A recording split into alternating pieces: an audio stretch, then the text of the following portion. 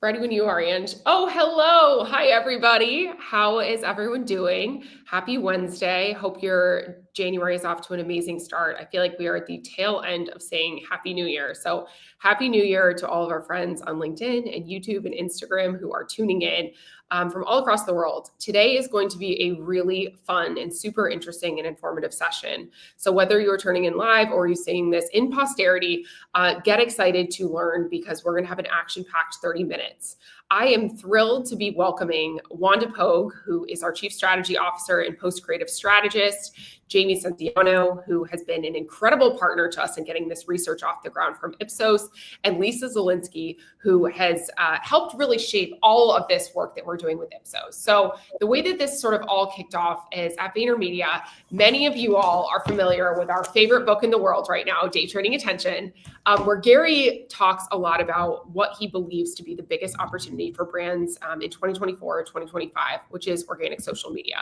And while it's great to say we believe this according to ourselves and Gary, many of our client partners were like, where is there third-party research to validate this? How are other peers in my industry, in the marketing world, thinking about organic social? Because we hear you, Vayner, that this is a big thing, but give me some meat. So I talked to Wanda, whose team puts together these incredibly robust and rich insights reports, and said, who should we partner with on this? And she said Ipsos. And we called our friends at Ipsos to say, hey, we'd love to do some custom research to understand how brands are thinking about organic social media, because we know what we think. We know what our clients think, but we'd love to hear what a broader swath of marketers really think. And they, the findings were really, really interesting. So I'm going to hand it off to these three wonderful people to walk through some of the macro trends that we saw in this report, and then some of the more interesting little tidbits. So Wanda, Jamie, Lisa, I'll let you introduce yourselves and let's get into it. Thank you, Avery. Hi, everyone. I'm Wanda Pogue. I'm the Chief Strategy Officer here at VaynerMedia, overseeing both North America and global. This was an incredibly exciting opportunity. There was no one better to be able to partner with than our Ipsos friends. When we decided to embark on some third party, just some research to really validate, what we were feeling. But we wanted to be able to get some tangible results behind it.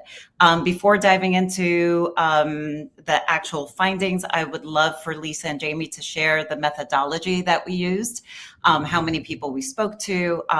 What was wonderful about this is that we got to do both qual and quant to really kind of dig deep. So Lisa and Jamie, if you just want to kind of share some of the details. Thank you so much, Wanda. Thank you, Avery. It's a pleasure to be here. Hi out there, everyone. My name is Jamie Stenziano. I look after the tech and media category at Ipsos. We are one of the world's largest data insights and analytics companies out there. We're ranked #1 most innovative by our clients, which is a big theme, I think, that we'll see throughout the readout today. And as we share our insights, and we're very, very happy to launch this. We came together a few weeks ago at CES to do a few activations with our friends at Vayner that went very, very well. We also dropped a report. Please go see your friends at Vayner for a full copy of that. And today we're here to share out some of the key themes. And I'll let my colleague Lisa introduce herself as well. Hi, thanks, guys. My name is Lisa Zielinski. I'm a Senior Vice President at Ipsos in our Creative Excellence group.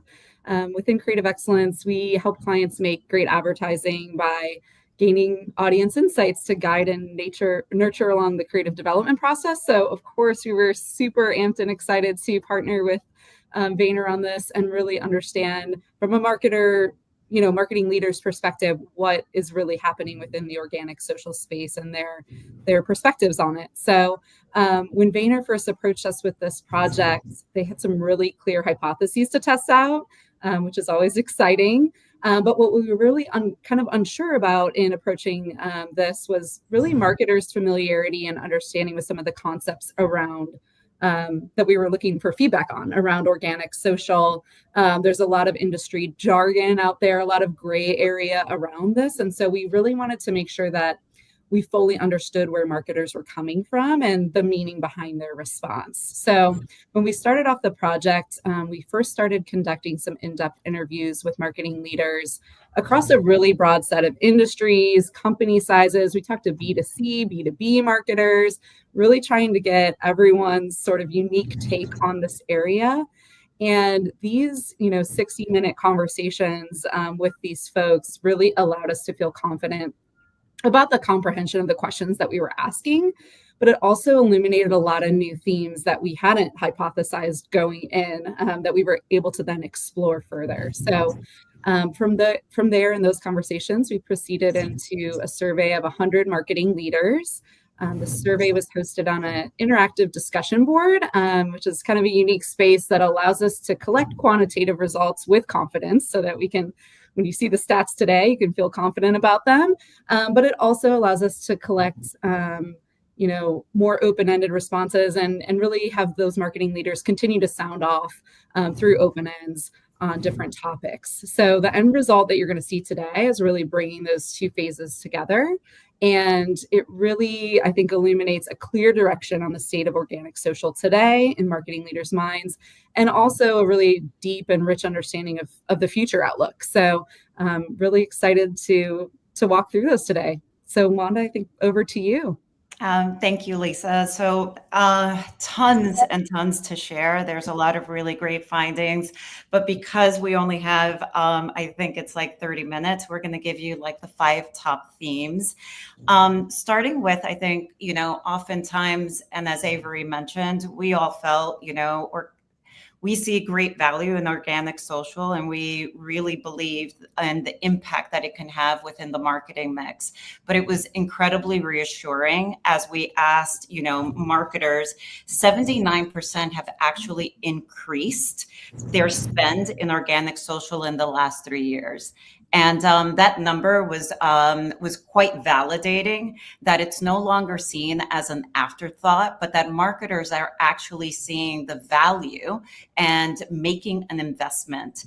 And then when we asked marketers how they see their future spend, 50% actually see themselves spending more in the year to come. So those were 2 really powerful supporting points in terms of where money's being spent, how the marketing mix is actually shifting, and how it's going to look in the future with more people investing in organic social. 70% of the marketers surveyed actually said that organic social can generate savings of up to 50%, which was also really powerful. I don't know if there's any quotes, Lisa, that you wanted to maybe share with the team. Yeah, I think some of the reasons that we heard behind the increase are super interesting. So, some of the themes that we heard were that they really felt like organic social was sort of almost a table stakes for building awareness and trust with the brand. So like if they didn't have an organic presence, do consumers actually trust that they're a real brand? We definitely heard that from a lot of folks that we talk to in like financial or insurance categories, categories that we kind of think of as being, in the control space, are really active in organic social, because when you're thinking about where to invest your money or where to bank, you want to make sure that they're a legitimate company. So I thought that was a really interesting take on why we're seeing a lot more focus in the organic space. Absolutely. I think it's worth noting that there were 3 reasons that rose to the top, for a lot of marketers in terms of why they're seeing, and how they're seeing their investment pay off, and the things that they see them driving. First and foremost, it's a great way for brands to be able to build awareness, especially with younger audiences.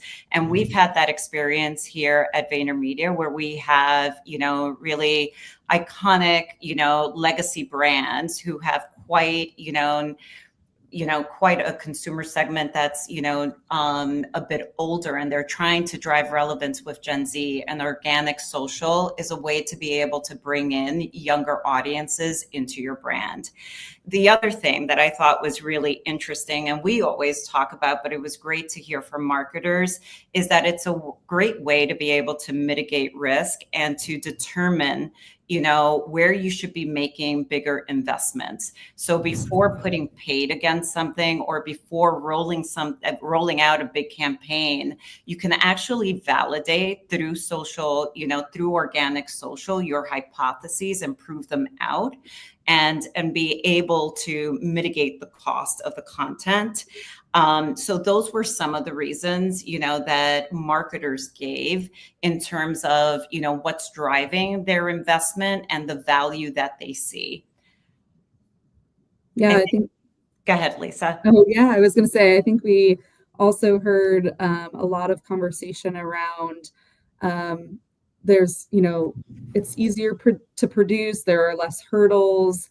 You see here some quotes about, budget approvals and jumping through hoops. And it does feel to marketers as a way of really responding in the moment, really being, relevant in today's conversation. And to your point, connecting with younger audience, definitely something that we heard from some of those big B2C legacy brands.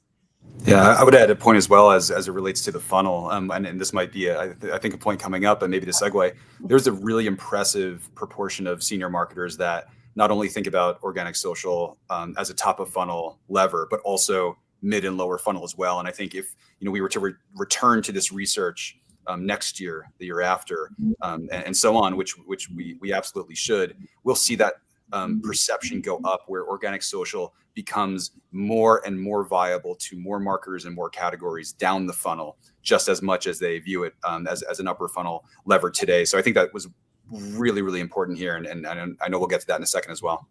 Yeah, I think definitely worth noting and spending a minute on, Jamie. It was 72% of marketers actually felt, it was 87% of marketers actually felt that it helped support upper funnel, which makes absolute sense. It's a great way to be able to drive awareness and build the salience of your brand. I think the stat that surprised most of us and was incredibly encouraging is that 48% of marketers felt that it can drive lower funnel and really even drive conversion, depending on the message that you're putting out there. So that really speaks to the ability, of organic social to be able to impact the full funnel, which is another reason that we believe, it's often under-leveraged, an under-leveraged tool. Yeah, I think we heard a lot of really interesting conversation about the lower funnel piece. And I was surprised by that as well, and really encouraged. I think, some of the marketing leaders we talked to really cited that platforms have come a long way in making it easier for consumers to connect directly or to take that next step in that lower funnel type engagement. And that was something that they found really encouraging and a reason for more investment in this space. Yeah. Just building on the point that we were making before in terms of the value that that marketers see, I wanted to use a couple of examples just to kind of help dimensionalize it. Through some of the work that we're currently doing. We work very closely with Opendoor, which is like an online real estate company. And I think one of the things that's been fascinating, because they have lower awareness, is how they've been able to grow the awareness of the brand, through organic social. But the other thing we've been able to do with them is prove out different hypotheses before making an investment into a campaign, and find really rich insights within organic that they were then able to build off of for their bigger campaigns. We oftentimes here at Vayner talk about, organic social as an always on, incredibly mass qualitative insights machine. And I think more and more marketers are actually realizing the potential of how, to use it as an insights engine. One of our other partners, Jimmy John's, actually has used a lot of the insights that they have found in organic social to fuel their innovation and new product launches. So, when you think about, the value of organic social, it's just really great to see that it can fuel communication, it can fuel innovation, and it can fuel future investments, before deciding on the bigger bets. Which is so fun. But one thing, Wanda, that people are saying in the chat, and I'm hearing 3 people say this, so shout out to Kayunda and to Yuri. How do we think about this? Because organic social is amazing, but so much of it is dependent on the algorithm. So I'm seeing a question, how can brand marketers ensure that their content reaches the right algorithms? Wanda, this is just a slow pitch for you for cohorts. Yes. So I think, we don't look at audiences as like these mass audience, like, moms 18 to 54. The way we think about audiences is through a cohort lens. So very nuanced groups of, current and potential customers that we really, really understand. And then we're able to create very specifically for them. So our creative is a lot more nuanced, is a lot richer in insight, because it's easier to connect with me as an individual, given my life stage, where I am, the things that interest me, versus maybe connecting with Jamie or with Avery. We each have different things. So by having multiple cohorts, creating content to those specific cohorts, the beautiful thing about the algorithms right now is that they find their audience based on the interest, based on the things that we're able to kind of pinpoint. And we put out these different messages, and then we're really able to drive further relevance, among a broader group of people. We like to say brands need to be relevant to more people about more things in order to be able to actually, grow and succeed today. And I think organic social gives you a very unique opportunity to be able to do that. Yeah, we at Ipsos, we talk a lot about data-driven decision-making. And I think this point is just absolutely perfect for that conversation. Whether that be insights to fuel creative and decision-making on campaigns, but also the data that we all contribute to the algorithm on a daily basis is incredibly important to where that distribution ends up across platforms. So this is a very, very good example. And again, to underscore the point, these are marketers telling us how they're feeling about organic social and the utility that it plays for them. Avery, I think you were going to say something as well. Honestly, I think that it's a great point, and a lot of what people are saying in the chat sort of links to this. They're asking how do we do this? How do we play to the algorithms? Ultimately, SEO being a big priority, which I think is really interesting to this slide on Always On Insights Engine, because this is kind of the new SEO in a lot of ways. Like social media platforms, TikTok is the #1 search engine for Gen Z. And if you are a brand creating content, whether that's recipes or laundry tips or whatever the case may be, you're able to join that conversation in an organic way, which is really, really interesting. But I know there's more here, so we'll keep it moving. I'll hop down, but chat, I see you. Keep coming. Thanks for bringing those comments in, Avery. I think I want to spend a little bit of time on, I would say the gap that we saw, so there's definitely a belief, that organic social is worth the investment. People are seeing the value, but there seems to be a gap. And I wanted you to maybe chat a little bit about some of the quotes that you heard, Lisa, because one of the things that we want to help marketers reconcile is, if you're seeing the value, then why isn't organic social at the center of everything that you do? One of our beliefs is that it can actually, the same way we used to say consumer at the center, organic social at the center is consumer at the center. And it allows you to be able to kind of inform all of your decisions. Yet marketers are sometimes, even despite their investment, a little hesitant. Do you want to kind of share a little bit more on that? Yeah, I think this is one of the parts of what we were trying to uncover in this research that I was personally most interested in, because, working day to day with brands, we hear all the time that they want to pivot their, their processes and the way that they approach development to be more focused first, but then are very quick to spend all their time consumed with their 30-second TV spot. So this was, sort of validating to me of that feeling that I have on a day-to-day. I think we heard from really, savvy marketing leaders who are really leaning into organic that they see that as the first stop, right? Like the data is the first stop before they pursue any other sort of investment or activity, and they are using organic in that way to serve sort of that data as a first stop role. So definitely hearing a lot of conversation around that from people who are really leaning in on this space.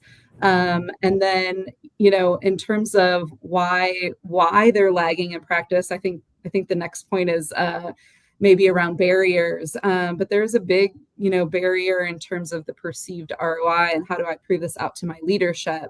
That this is worth the time and spend. And so this was such an interesting topic to listen to through the live conversation, because you see conversation everywhere about measurement challenges for in sort of emerging media, what metrics are the gold standard? Should we trust this? Should we trust that? And we could hear marketing leaders grappling with this in terms of, should I focus on impressions? Is brand lift valid? It goes on and on. And so this is something that we know is always swirling. And I think that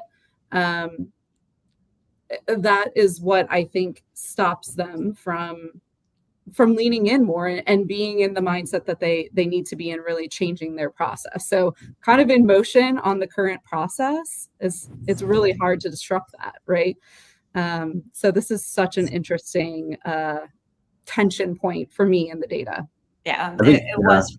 Go ahead, Jamie. Yeah, I was gonna add to that. Thank you, Wanda and Lisa. To your point, I see a comment in the chat. Lena is asking about analytics towards organic social, and at Ipsos we deal in this space every day, and there are a number of different ways. Perhaps on another live we can cover this in depth. Please reach out if you'd like to talk more about it. I think suffice to say in this conversation that I think there's an analytics lens to be had as it relates to how audiences are interacting and engaging on paid versus organic, but also laddering up against brand as well. And so at Ipsos, we think about that from the analytics you can apply towards an audience against a campaign, but also zooming out a little bit, the impact that each of these channels plays in the brand itself and that halo effect.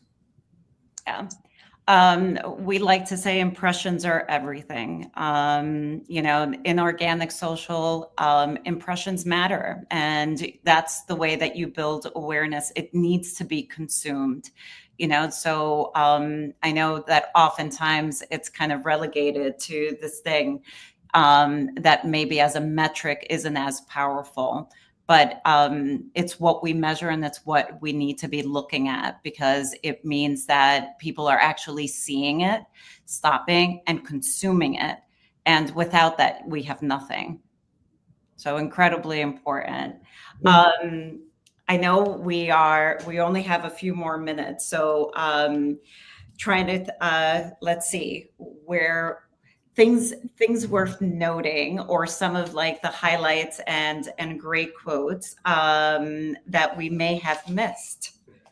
Yeah, I mean, I love this one that's actually up here on the slide about ego and being set in your ways. I think that's exactly, that's a great way of saying what I was saying, of we're sort of wheels in motion. We're constantly. No, let's read this verbatim, because I think it's important for people to read. This is, not according to us. And anecdotally, I've heard this so many times. It's really hard. People are set in their ways. Ego. People want ads in the back of the blank, blank, blank travel sections, even though I can prove that search and social can perform better, says a marketing leader at a hospitality company. And I think that's this whole tension that we were trying to address with this study, right? Is people are like, well, I know social is so important. It's changing the election. It's changing the world. It's changing everyone's perceptions. And they're like, marketing budget. We're going to need to do some print. Let's make sure we don't forget about all this other sort of historic stuff. And then, they understand that social is such a big driver in other capacities, which I think is like, it's a healthy tension as well for people who've spent their careers in marketing. They've seen this work well in the past, but they might sort of know in an inkling in their heads that actually things have shifted and have changed in a really big way. So it's a really perfect quote. I want to address a couple of other things that really stood out to me. And I want to encourage everyone who is reading this report or listening to this in some form or fashion, because you all are a perfect test case. You're seeing this through organic social media. You are listening or watching or consuming this because of organic social media, because it is distributed on Twitter and, on X and on LinkedIn and on Instagram and on YouTube, et cetera. So this is a perfect, very like meta use case to bring it all together. And if you read through the case studies, we get through 3 different brands that we've worked with at Vayner, because the Ipsos team did an amazing job aggregating what other people think. We also have what we think. And I want to encourage people to also really read into the methodology of the study, see the full results, which are all in the appendix, because there's a lot of really rich information. I'll put Lisa and Jamie on the spot. Did anything surprise you or stand out to you going through this? I think for me, one of the most impactful points that, and we covered this earlier, but I'll say it again, is the say-do gap in terms of the adoption and the maturation of this space of organic social and where it stands in the minds of marketers. We see this in the insights world constantly, whether we're studying consumers and how they behave, or the actual industry itself and how it's moving. And when we identify a say-do gap, like we've identified here among marketers towards organic social, that represents an opportunity for us all to lean in service of the brands that we work at, the brands that we partner with, and our own personal brands, to Avery, your point as well. And so this is a moment that we can all call an inflection point. And I would love to revisit those same statistics, those same data points next year to understand whether all of us in the industry collectively have decreased that say-do gap in the marketing community.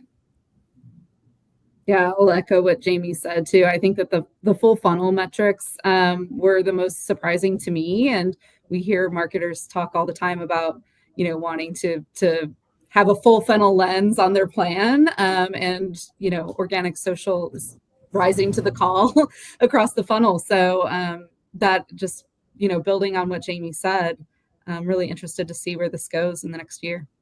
Wanda, how about for you? I definitely am with Lisa. I think the full funnel results definitely kind of surprised me a bit. And then I was pleasantly surprised to be able to hear back a lot of the things that we advocate, how organic social is an amazing insights tool that's being under leveraged, how it's a great way to be able to prove out, bigger bets before you actually make them. I think those things were really reassuring that marketers are actually moving in the direction of being able to leverage an underused and underseized asset. I'm with you. I was actually surprised how much our hypotheses were validated. To see 80% of marketers increasing their investment in organic social, that's a really big number. I probably gut feel would have said 60. So I was happy that it was better than sort of what I would have originally anticipated. And I also want to sort of conclude by saying we'd love to hear people in the chat, anything that surprised you as you're reading this report. I want to have a chance to answer one question from Stephen, though, because Wanda, I believe you mentioned the TikTokification, or that was on the slide. Stephen asked, do you need hashtags, metadata, keywords, and titles in order for the algorithm to know what your subject matter is? What do we mean when we say TikTokification? A lot of the platforms are taking advantage exactly of what TikTok has been doing to be able to, drive the algorithm. So they have really adopted a lot of the same ways to be able to find their audience and serve up, the right content to the right audience. So that's usually what we mean in terms of the way that they're playing out the algorithm. Other platforms are doing a lot of the same things now. Whether it's formats, whether it's features, we'll see it one day on one platform and then we'll see it on another platform the next day. Yeah, and I think LinkedIn is a great example of like this type of, vertical video, the idea of one single post having the potential to change your business. That's one it's come to. I think X is still a little bit in its own world with sort of, their strategy, but a lot of Instagram Reels, YouTube bringing this with shorts. I think that's sort of what we're seeing across the board. So, Wanda, Lisa, Jamie, thank you so much for sharing your time and insights with the Vayner community. This was fascinating. Thank you to the folks who tuned in, who were saying it was insightful. They really appreciated it. Jamie, you got some shout outs too.